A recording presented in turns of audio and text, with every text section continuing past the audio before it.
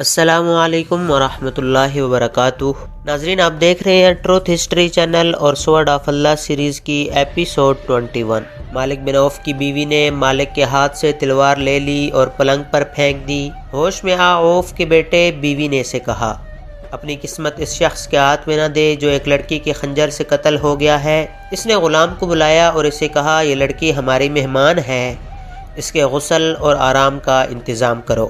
مالک بن عوف کے چہرے سے خوف کا تاثر دھلنے لگا۔ بیوی نے اس کے خیالوں میں انقلاب برپا کر دیا۔ صبح طلوع ہو رہی تھی جب شکست اور غم کے مارے ہوئے مالک بن عوف کو دو اطلاعات ملیں۔ ایک یہ کہ رات کو کاہن قتل ہو گیا ہے، اور مجاور یہ کہہ رہے ہیں کہ رات مالک بن عوف کے سوا کاہن کے کمرے میں اور کوئی نہیں گیا تھا، اور نہ رات کے وقت کسی کو وہاں تک جانے کی جرأت ہو سکتی ہے۔ مجاوروں نے یہ مشہور کر دیا کہ کاہن کو مالک بن عوف نے خود قتل کیا ہے یا قتل کروایا ہے۔ مالک بن عوف کو دوسری خبر یہ ملی کہ مسلمان جو طائف کی طرف بڑھے چلے آ رہے تھے معلوم نہیں کدھر چلے گئے ہیں۔ یہ خبر ایسی تھی جس نے مالک بن عوف کے حوصلے میں کچھ جان پیدا کر دی۔ اس نے تیز رفتار گھوڑوں پر 2-3 قاصد اس راستے کی طرف دوڑا دیے جو حنین سے طائف کی طرف آتا تھا۔ اس کے بعد وہ عبادت گاہ کی طرف چلا گیا۔ اس نے لوگوں کو بڑی مشکل سے یقین دلایا کہ وہ مقدس کاہن کو قتل کرنے کی جرأت نہیں کر سکتا۔ لوگ پوچھتے تھے کہ پھر قاتل کون ہے؟ مالک بن عوف نے کہا کہ وہ قاتل کا سراغ جلد ہی لگا لے گا۔ وہ یہودی لڑکی کو سامنے نہیں لانا چاہتا تھا۔ اس نے لوگوں کی توجہ ادھر سے ہٹا کر مسلمانوں کی طرف کر دی جو طائف کو محاصرے میں لینے کے لیے بڑے آ رہے تھے۔ وہ عبادت گاہ کے اندر چلا گیا۔ اس نے مجاوروں کے ساتھ کسی طرح معاملہ طے کر لیا۔ لات کے پجاریوں، ایک بوڑھے مجاور نے باہر آ کر لوگوں کے ہراساں ہجوم سے کہا، ہمارے مقدس کاہن کو کسی نے قتل نہیں کیا، وہ دیوتا لات کے وجود میں گھل مل گیا ہے۔ دیوتا لات کے حکم سے اب میں کاہن ہوں۔ جاؤ اپنی بستی کو اس دشمن سے بچاؤ جو بڑا چلا آ رہا ہے۔ مالک بن عوف جب اپنے گھر پہنچا تو کچھ دیر بعد اس کے بھیجے ہوئے قاصد واپس آ گئے۔ انہوں نے اسے بتایا کہ اس راستے پر جو طائف کی طرف آتا ہے اس پہ مسلمانوں کا نام و نشان بھی نہیں ہے۔ مالک بن عوف نے اپنے آپ کو دھوکے میں نہ رکھا۔ اس نے اپنے قبیلے کے سرداروں سے کہا کہ محمد صلی اللہ علیہ وسلم اپنے دشمن کو بخشنے والا نہیں، وہ کسی نہ کسی طرف سے جوابی وار ضرور کرے گا۔ اس نے اعلان کیا کہ شہر کے دفاعی انتظامات میں کوئی کمی نہ رہنے دی جائے۔ قاصدوں نے مالک بن عوف کو بالکل صحیح اطلاع دی تھی کہ طائف کے راستے پر مسلمانوں کا نام و نشان نظر نہیں آتا، لیکن مسلمان سیلاب کی طرح طائف کی طرف بڑھے چلے آ رہے تھے۔ انہوں نے رسول اکرم صلی اللہ علیہ وسلم کے حکم سے راستہ بدل لیا تھا۔ بدلا ہوا راستہ بہت لمبا تھا، لیکن رسول کریم صلی اللہ علیہ وسلم نے اتنا لمبا راستہ اختیار کرنے کا فیصلہ اس لیے کیا تھا کہ چھوٹا راستہ پہاڑیوں اور چٹانوں میں سے گزرتا تھا۔ رسول کریم صلی اللہ علیہ وسلم نے اپنے سالاروں سے کہا تھا کہ حنین کے پہلے تجربے کو نہ بھولو۔ مالک بن عوف بڑا جنگجو ہے۔ آپ صلی اللہ علیہ وسلم نے فرمایا کہ طائف تک کا تمام علاقہ گھات کے لیے موزوں ہے۔ مالک بن عوف ایسی ہی گھات لگا سکتا ہے جیسی گھات میں اس نے خالد بن ولید کو تیروں سے چھلنی کر دیا تھا۔ رسول کریم صلی اللہ علیہ وسلم نے جو راستہ طائف تک پہنچنے کے لیے اختیار کیا تھا وہ وادی الملیح سے گزرتا تھا اور وادی القرن میں داخل ہو جاتا تھا۔ آپ صلی اللہ علیہ وسلم اپنے لشکر کو وادی القرن میں سے گزارنے کی بجائے طائف کے شمال مغرب میں 7 میل دور نکل گئے اور نخیب اور سویرا کے علاقے میں داخل ہو گئے۔ یہ علاقہ نشیب و فراز کا تھا، اس میں پہاڑیاں اور چٹانیں نہ ہونے کے برابر تھی۔ مجاہدین کا یہ لشکر 5 فروری 630 عیسوی 15 شوال 8 ہجری کے روز طائف کی گرد و نواح میں اس سمت سے پہنچا جو طائف والوں کے وہم و گمان میں بھی نہیں تھی۔ مجاہدین اسلام کا کوچ بڑا ہی تیز تھا۔ ہر اول میں بنو سلیم تھے جن کے کماندار خالد بن ولید تھے۔ توقعات کے عین مطابق طائف تک دشمن کہیں بھی نظر نہ آیا۔ اس کی وجہ یہ تھی کہ جیسا کہ مورخین نے لکھا ہے کہ مالک بن عوف اب کھلے میدان میں لڑنے کا خطرہ مول نہیں لے سکتا تھا۔ حنین کے مارکے میں زیادہ تر نقصان بنو حوازن کا ہوا تھا۔ قبیلہ ثقیف لڑا تھا، لیکن جو ٹکر بنو حوازن نے لی تھی وہ بنو ثقیف کو لینے کا موقع نہیں ملا تھا۔ پھر بھی ثقیف پسپا ہو آئے تھے۔ رسول کریم صلی اللہ علیہ وسلم اس خطرے سے بے خبر نہیں تھے کہ اہل ثقیف تازہ دم ہیں اور وہ اپنے شہر کے دفاع میں لمبے عرصے تک لڑیں گے۔ معلوم نہیں یہ کس کی غلطی تھی کہ مسلمان شہر کی دیوار کے خطرناک حد تک قریب جا رکے، وہاں وہ پڑاؤ کرنا چاہتے تھے۔ اچانک اہل ثقیف دیواروں پر نمودار ہوئے اور انہوں نے مسلمانوں پر تیروں کا بھی برسا دیا۔ بہت سے مسلمان زخمی اور بہت سے شہید ہو گئے۔ مسلمان پیچھے ہٹ آئے۔ رسول کریم صلی اللہ علیہ وسلم نے ابو بکر صدیق رضی اللہ تعالی عنہ کو محاصرے کا کمانڈر مقرر کیا۔ حضرت ابو بکر صدیق نے بڑی تیزی سے شہر کا محاصرہ مکمل کر لیا۔ انہوں نے ان راستوں پر زیادہ نفری کے دستے رکھے جن راستوں سے دشمن کا فرار ممکن تھا۔ شہر کا دفاع بڑا مضبوط تھا۔ قبیلہ ثقیف پوری طرح تیار تھا۔ مسلمان تیر اندازی کی سوا اور کوئی کارروائی نہیں کر سکتے تھے۔ مجاہدین نے یہاں تک بے خوفی کے مظاہرے کیے کہ شہر کی دیوار کے قریب جا کر اہل ثقیف کے ان تیر اندازوں پر تیر پھینکے جو دیواروں پر تھے۔ چونکہ وہ دیواروں پر تھے اور انہیں اوٹ بھی میسر تھی، اس لیے ان کے تیر مسلمانوں کا زیادہ نقصان کرتے تھے۔ مسلمان تیر اندازوں کے جیش آگے بڑھتے اور پیچھے ہٹ آتے تھے۔ مسلمانوں کی زخمیوں میں بڑی تیزی سے اضافہ ہو رہا تھا۔ محاصرے کے کمانڈر ابو بکر صدیق رضی اللہ تعالیٰ عنہ کے اپنے بیٹے عبداللہ بنو ثقیف کے تیروں سے شہید ہو گئے۔ 5 دن اسی طرح گزر گئے۔ تاریخ اسلام کی مشہور و معروف شخصیت سلمان فارسی لشکر کے ساتھ تھے۔ جنگ خندق میں مدینہ کی دفاع کے لیے جو خندق کھودی گئی تھی وہ سلمان فارسی کی جنگی دانش کا کمال تھا۔ اس سے پہلے عرب خندق کے طریقہ دفاع سے ناواقف تھے۔ اب سلمان فارسی نے دیکھا کہ محاصرہ کامیاب نہیں ہو رہا تو انہوں نے شہر پر پتھر پھینکنے کے لیے ایک منجنیق تیار کروائی، لیکن یہ کامیاب نہ ہو سکی۔ سلمان فارسی نے ایک دبابہ تیار کروائی۔ یہ لکڑی یا چمڑے کی بہت بڑی ڈھال ہوتی تھی جسے چند آدمی پکڑ کر آگے آگے چلتے تھے، خود اس کی اوٹ میں رہتے تھے اور اس کی اوٹ میں بہت سے آدمی قلعے کے اندر چلے جاتے تھے۔ سلمان فارسی نے جو دبابہ تیار کروائی وہ گائے کے کھال کی بنی ہوئی تھی۔ ایک جیش اس دبابہ کی اوٹ میں شہر کے بڑے دروازے تک پہنچا۔ اوپر سے آنے والے تیروں کی تمام بچھاڑیں دبابہ میں لگتی رہی، لیکن دبابہ جب اپنی اوٹ میں جیش کو لے کر دروازے کے قریب پہنچی تو دشمن نے اوپر سے دہکتے ہوئے انگارے اور لوہے کی لال سرخ ٹکڑے دبابہ پر اتنے پھینکے کہ کھال کی دبابہ تیر روکنے کے قابل نہ رہی، کیونکہ یہ کئی جگہوں سے جل گئی تھی۔ دبابہ چونکہ عربوں کے لیے ایک نئی چیز تھی جو پہلے ہی استعمال میں بیکار ہو گئی تھی، اس لیے وہ اسے وہیں پھینک کر پیچھے دوڑے۔ اہل ثقیف نے ان کے اوپر تیر برسائے جس سے کئی ایک مجاہدین زخمی ہو گئے۔ 10 دن اور گزر گئے۔ محاصرے اور دفاع کی صورت یہی رہی کہ مسلمان تیر برساتے ہوئے آگے بڑھتے تھے اور تیر کھا کر پیچھے ہٹ آتے تھے۔ بنو ثقیف پر اس کا اثر یہ ہوا کہ ان پر مسلمانوں کی بے جگری اور بے خوفی کی دہشت طاری ہو گئی۔ یہی وجہ تھی کہ انہوں نے کسی طرف سے باہر آ کر مسلمانوں پر حملہ کرنے کی کوشش نہ کی۔ آخر ایک روز رسول اللہ صلی اللہ علیہ وسلم نے اپنے سالاروں کو اکٹھا کیا اور بتایا کہ محاصرے کی کامیابی کی کوئی صورت نظر نہیں آتی۔ آپ صلی اللہ علیہ وسلم نے سالاروں سے مشورہ طلب کیا۔ حضرت ابو بکر اور حضرت عمر نے کہا کہ محاصرہ اٹھا لیا جائے اور مکہ کو کوچ کا حکم دیا جائے۔ خود رسول کریم محاصرہ اٹھانے کے حق میں تھے، جس کی وجہ یہ تھی کہ مکہ کے انتظامات آپ کی توجہ کے محتاج تھے۔ مکہ چند ہی دن پہلے فتح کیا گیا تھا۔ خطرہ تھا کہ طائف کا محاصرہ طول پکڑ گیا تو مکہ میں دشمن کو سر اٹھانے کا موقع مل جائے گا۔ 23 فروری 630 عیسوی 4 ذوالقعدہ 8 ہجری کے روز محاصرہ اٹھا لیا گیا۔ محاصرہ اٹھانے کا اثر اہل ثقیف پر کچھ اور ہونا چاہیے تھا، لیکن ان پر اس قسم کا خوف طاری ہو گیا کہ مسلمان جو اب جا رہے تھے معلوم نہیں کہ کس وقت لوٹ آئیں اور شہر پر یلغار کر کے شہر کی اینٹ سے اینٹ بجا دیں۔ خود مالک بن عوف کی سوچ میں انقلاب آ چکا تھا۔ کاہن کی جھوٹی پیش گوئی اور مارکہ حنین میں مسلمانوں کی ضربکاری نے اسے اپنے عقیدوں پر نظر ثانی کے لیے مجبور کر دیا تھا۔ مسلمان فروری کے روز جورانہ کے مقام پر پہنچے جہاں رسول کریم صلی اللہ علیہ وسلم نے مال غنیمت اکٹھا کرنے کا حکم دیا تھا۔ اس مال غنیمت میں 6000 عورتیں اور بچے تھے اور ہزارہ اونٹ اور بھیڑ بکریاں بھی تھیں۔ فوجی ساز و سامان کا انبار تھا۔ رسول کریم صلی اللہ علیہ وسلم نے دشمن کی عورتوں، بچوں اور جانوروں کو اپنے لشکر میں تقسیم کر دیا۔ رسول کریم صلی اللہ علیہ وسلم نے دشمن کی عورتوں، بچوں اور جانوروں کو اپنے لشکر میں تقسیم کر دیا۔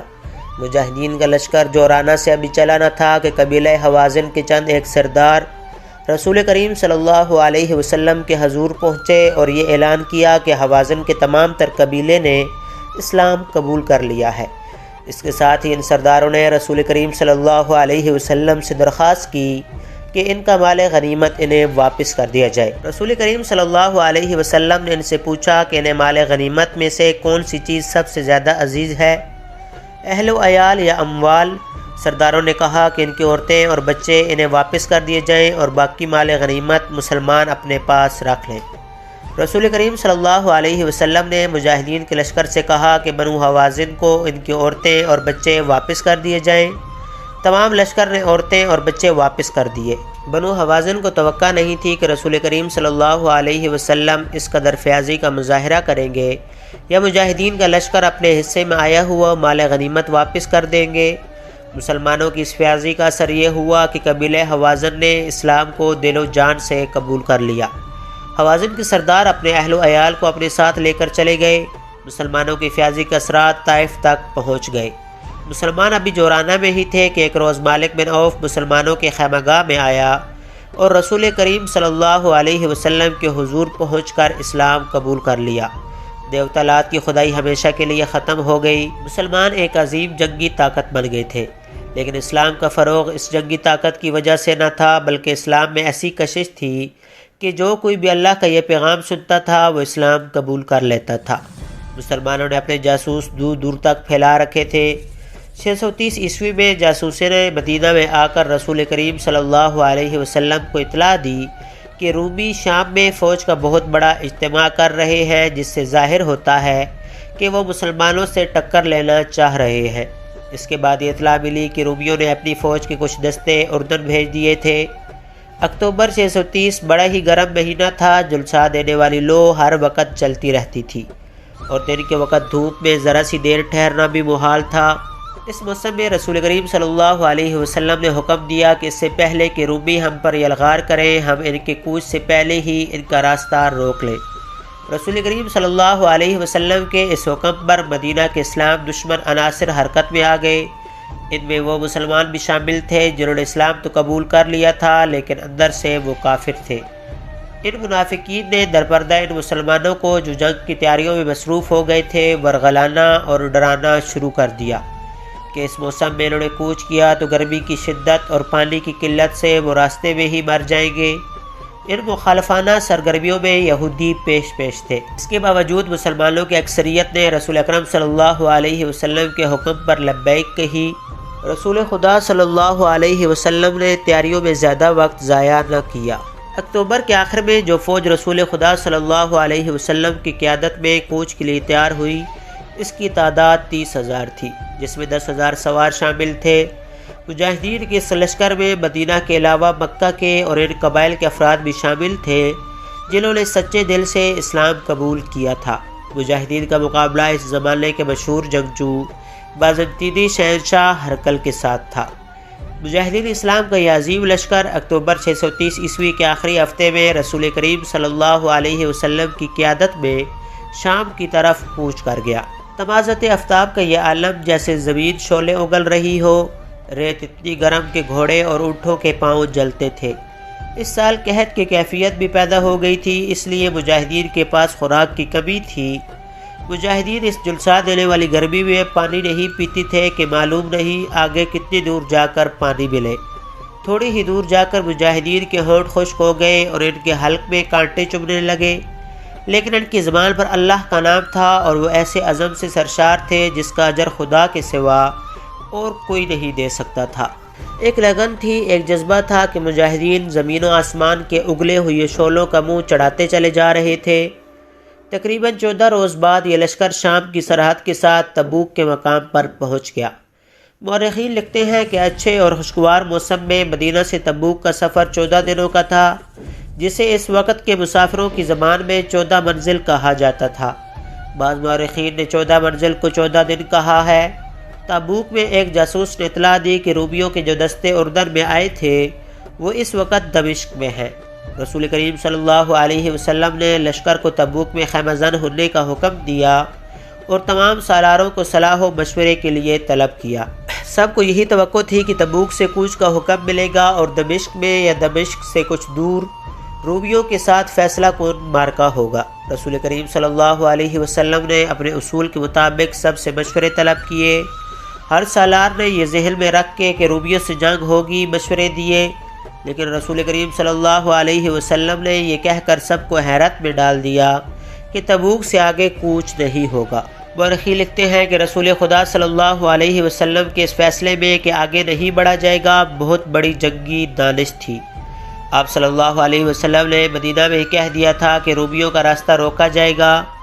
آپ صلی اللہ علیہ وسلم مستقر سے اتنی دور اور اتنی شدید گرمی میں لڑنا نہیں چاہتے تھے، اس کی بجائے آپ صلی اللہ علیہ وسلم ہرقل کو اشتعال دلا رہے تھے کہ وہ اپنی مستقر سے دور تبوک میں آ کر لڑے۔ مجاہدین لڑنے کے لیے گئے تھے، ان کے دلوں میں کوئی وہم اور کوئی خوف نہیں تھا، لیکن جنگ میں ایک خاص قسم کی عقل و دانش کی ضرورت ہوتی ہے۔ رسول کریم صلی اللہ علیہ وسلم نے عقل و دانش کو استعمال کیا اور مدینہ کی طرف رومیوں کا راستہ روکنے کا یہ اہتمام کیا کہ اس علاقے میں جو قبائل رومیوں کے زیر اثر تھے انہیں اپنے اثر میں لانے کی مہمات تیار کی۔ ان میں 4 مقامات خصوصی اہمیت کے حامل ہیں جہاں ان مہمات کو بھیجا جانا تھا۔ ان میں سے ایک تو عقبہ تھا جو اس دور میں ایلا کہلاتا تھا، دوسرا مقام مکننہ، تیسرا ازرخ اور چوتھا جربہ تھا۔ رسول کریم صلی اللہ علیہ وسلم نے ان تمام قبائل کے ساتھ جنگ کرنے کے بجائے دوستی کے معاہدے کی شرائط بھیجی، جن میں ایک یہ بھی تھی کہ ان قبائل کے جو لوگ اسلام قبول نہیں کریں گے انہیں ان کی مرضی کے خلاف جنگ میں نہیں لیا جائے گا۔ دوسری شرط یہ تھی کہ ان پر کوئی حملہ کرے گا تو مسلمان ان کے دفاع کو اپنی ذمہ داری سمجھیں گے، اس کے بدلے میں اسلامی حکومت ان سے جزیہ وصول کرے گی۔ سب سے پہلے ایلا کے فرمان روا یوحنا نے خود آ کر رسول کریم صلی اللہ علیہ وسلم کی دوستی کی پیشکش قبول کی اور جزیہ کی باقاعدہ ادائیگی کی شرط بھی قبول کر لی۔ اس کے فوراً بعد 2 اور طاقتور قبیلوں نے بھی مسلمانوں کے ساتھ دوستی کا معاہدہ کر لیا اور جزیہ کی شرط بھی مان لی۔ الجوف ایک مقام ہے جو اس دور میں دومۃ الجندل کہلاتا تھا۔ یہ بڑی ہی خوفناک صحرا میں واقع تھا۔ اس زمانے کی تحریروں سے پتہ چلتا ہے کہ اس مقام کے ارد گرد ایسے ریتلے ٹیلے اور نشیب تھے کہ انہیں ناقابل تسخیر سمجھا جاتا تھا۔ دومۃ الجندل کا حکمران عقیدر بن مالک تھا۔ چونکہ اس کی بادشاہی انتہائی دشوار گزار علاقے میں تھی، اس لیے وہ اپنے علاقے کو ناقابل تسخیر سمجھتا تھا۔ رسول کریم صلی اللہ علیہ وسلم نے جو وفد عقیدر بن مالک کے پاس بھیجا تھا وہ یہ جواب لے کر آیا کہ عقیدر نے نہ دوستی قبول کی ہے نہ وہ جزیہ دینے پر آمادہ ہوا ہے، بلکہ اس نے اعلان کیا ہے کہ مسلمانوں کو وہ اپنا دشمن سمجھتا ہے اور وہ اسلام کی بیخ کنی میں کوئی کسر اٹھا نہیں رکھے گا۔ رسول کریم صلی اللہ علیہ وسلم نے خالد بن ولید کو بلایا اور انہیں کہا کہ وہ 400 سوار اپنے ساتھ لیں اور عقیدر بن مالک کو زندہ پکڑ لیں۔ عقیدر بن مالک اپنے دربار میں اونچی مسند پر بیٹھا تھا، اس کے پیچھے 2 نیم برہنہ لڑکیاں کھڑی مورچل ہلا رہی تھیں۔ عقیدر بن مالک کے چہرے پر وہی رعونت تھی جو روایتی بادشاہوں کے چہروں پر ہوا کرتی ہے۔ اے ابن مالک، اس کے بوڑھے وزیر نے جو اس کی فوج کا سالار بھی تھا اٹھ کر کہا، تیری بادشاہی کو کبھی زوال نہ ہے، کیا تجھے پتہ نہیں چلا کہ ایلا، جربہ، ازرخ اور مکننہ کے قبیلوں نے مدینہ کے مسلمانوں کی دوستی قبول کر لی ہے؟ آج دوستی قبول کی ہے تو کل قبیلہ قریش کے محمد کے مذہب کو بھی قبول کر لیں گے۔ کیا ہمارا بزرگ وزیر ہمیں یہ مشورہ دینا چاہتا ہے کہ ہم بھی مسلمانوں کے آگے گھٹنے ٹیک دیں؟ عقیدر بن مالک نے کہا، ہم ایسا کوئی مشورہ قبول نہیں کریں گے۔ نہیں ابن مالک، بوڑھے وزیر نے کہا، میری عمر نے جو مجھے دکھایا ہے وہ تو نے ابھی نہیں دیکھا ہے۔ میں مانتا ہوں کہ تو مسلمانوں کا سب سے بڑا دشمن ہے، لیکن میں دیکھ رہا ہوں کہ تو اپنے دشمن کو اتنا حقیر سمجھ رہا ہے کہ تو یہ بھی نہیں سوچ رہا کہ مسلمانوں نے حملہ کر دیا تو ہم تمہاری بادشاہی کو کس طرح بچائیں گے؟ صلیب مقدس کی قسم، عقیدر بن مالک نے کہا، ہمارے ارد گرد کا جو علاقہ ہے وہ ہماری بادشاہی کو بچائے گا۔ میرے اس خوفناک صحرا کی ریت مسلمانوں کا خون چوس لے گی۔ ریت اور مٹی کے جو ٹیلے دومۃ الجندل کے ارد گرد کھڑے ہیں، یہ خدا نے میرے سنتری کھڑے کر رکھے ہیں، ہم پر کوئی فتح نہیں پا سکتا۔ اس وقت خالد بن ولید اپنے 400 سواروں کے ساتھ آدھا راستہ طے کر چکے تھے۔ اگلے روز وہ اس صحرا میں داخل ہو گئے جسے مورخوں نے بھی ناقابل تسخیر لکھا ہے۔ مجاہدین کے چہرے ریت کی مانند خشک ہو گئے تھے۔ گھوڑوں کی چال بتا رہی تھی کہ یہ مسافت اور پیاس ان کی برداشت سے باہر ہوئی جا رہی ہے، لیکن خالد بن ولید کی قیادت مجاہدین کے دلوں میں نئی روح پھونک رہی تھی۔ دومۃ الجندل اچھا خاصا شہر تھا، اس کے ارد گرد دیوار تھی۔ خالد بن ولید اس کے قریب پہنچ گئے اور اپنے سواروں کو ایک وسیع و نشیب میں چھپا دیا۔ مجاہدین کی جسمانی کیفیت ایسی تھی کہ انہیں کم از کم ایک دن اور ایک رات آرام کرنے کی ضرورت تھی، لیکن خالد نے اپنے سواروں کو تیاری کی حالت میں رکھا۔ سورج غروب ہو گیا، پھر رات گہری ہونے لگی، چاند پوری آب و تاب سے چمکنے لگا، صحرا کی چاندنی بڑی شفاف ہو گئی۔ خالد بن ولید اپنے ایک آدمی کو ساتھ لے کر شہر کی دیوار کی طرف چل پڑے۔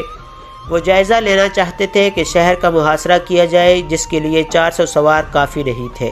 زیادہ سے زیادہ یہ کہا جا سکتا تھا کہ شہر کی ناکہ بندی کر دی جائے، دوسری صورت یلغار کی تھی۔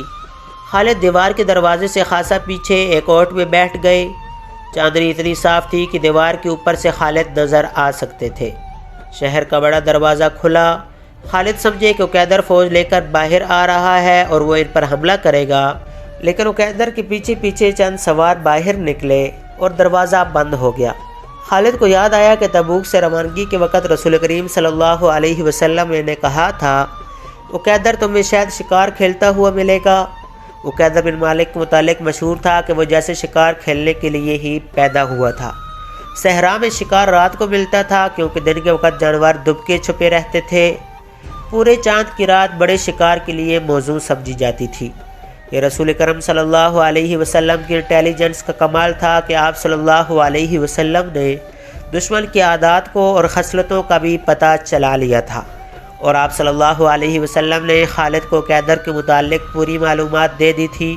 خالد نے جب دیکھا کہ عقیدر بن مالک چند ایک سواروں کے ساتھ باہر آیا ہے تو انہوں نے اس کے انداز کا پوری طرح جائزہ لیا۔ خالد سمجھ گئے کہ عقیدر کو معلوم ہی نہیں ہو سکا کہ 400 مسلمان سوار اس کے شہر کے قریب پہنچ گئے ہیں اور وہ شکار کھیلنے جا رہا ہے۔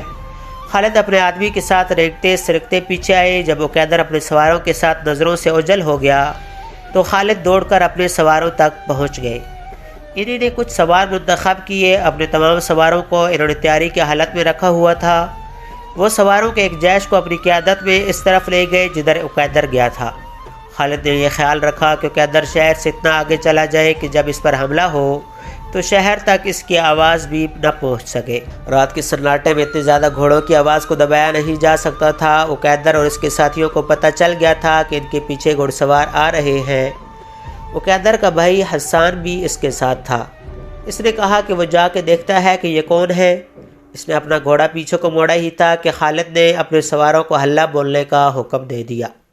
عقیدر کو خالد اور ان کے سواروں کی للکار سے پتہ چلا کہ یہ مسلمان ہیں۔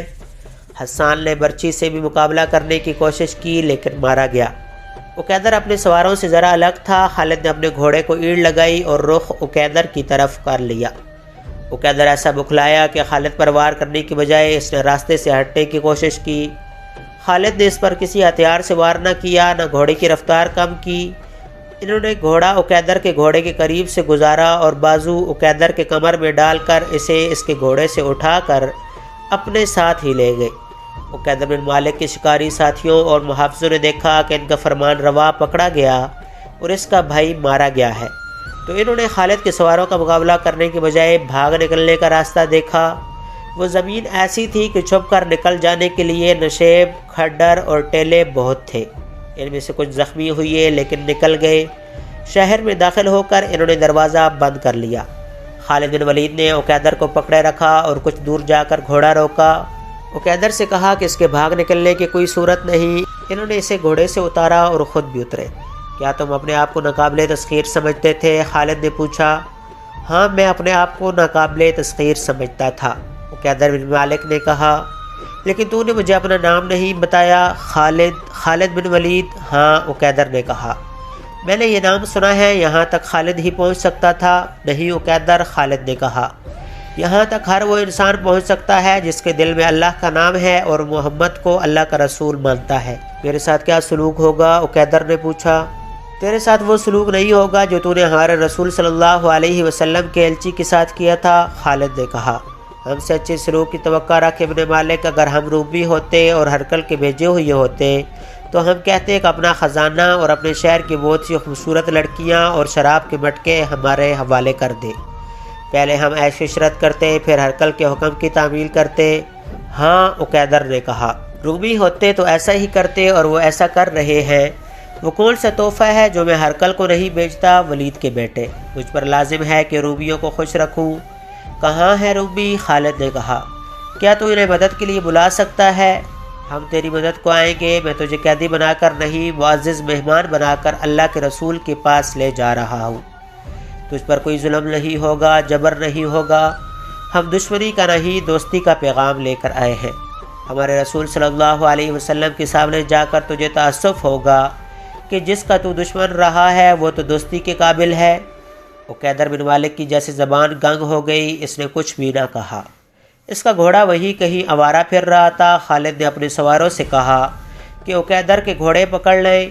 سوار گھوڑے کو پکڑ لائے۔ خالد نے عقیدر کو گھوڑے پر سوار کیا اور تبوک واپسی کا حکم دے دیا۔ تبوک پہنچ کر خالد نے عقیدر بن مالک کو رسول خدا صلی اللہ علیہ وسلم کے حضور پیش کیا۔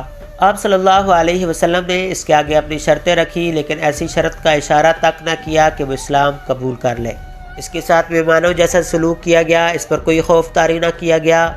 اسے یہی ایک شرط بہت اچھی لگی کہ مسلمان اس کی حفاظت کریں گے۔